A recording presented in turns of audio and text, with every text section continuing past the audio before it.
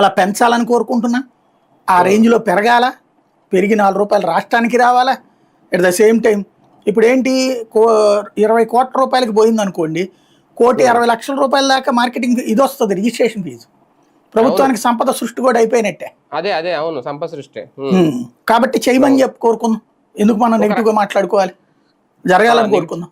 అవును sir, negative అసలు మాట్లాడేది, పాజిటివ్సే మాట్లాడదాం మనం.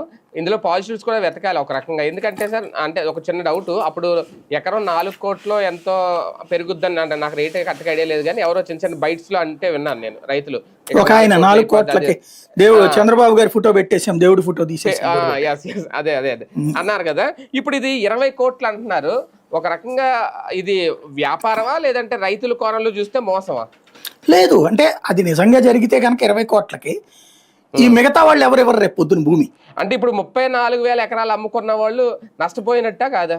వాళ్ళకి కూడా ఇప్పుడు 100 గజాలు బిట్ వచ్చిందంటే తలా 5 కోట్లు వచ్చినట్టే కదా. అది రిటర్నబుల్ ఫ్లాట్ లో లాభం చూసుకోవాలి, అంతే. లాభమే కదా. మరి దాంట్లో ఒక 5 కోట్లు వచ్చినట్టే 200 గజాలు అది వస్తుంది కదా కమర్షియల్. ఇప్పుడు ఆ లెక్కను చూసుకుంటే అది ఇంకొక ₹1,00,00,000 వచ్చినట్టే కదా అప్పుడు. అంటే దాదాపుగా 6 కోట్ల వాల్యూ చేసినట్టే, గిట్టుబాటు అయినట్టే. కాకపోతే ఇప్పుడు దీని ఇంపాక్ట్ ఏమవుతుంది అంటే రేపు మిగతా వాడు ఎవడేపడం. ఇప్పుడు 45,000 ఎకరాలు కావాలంటున్నారు కదా, వాడేమంటాడు, మీరు 20 కోట్లకి అమ్మారు కదా, యాజ్ పర్ నామ్స్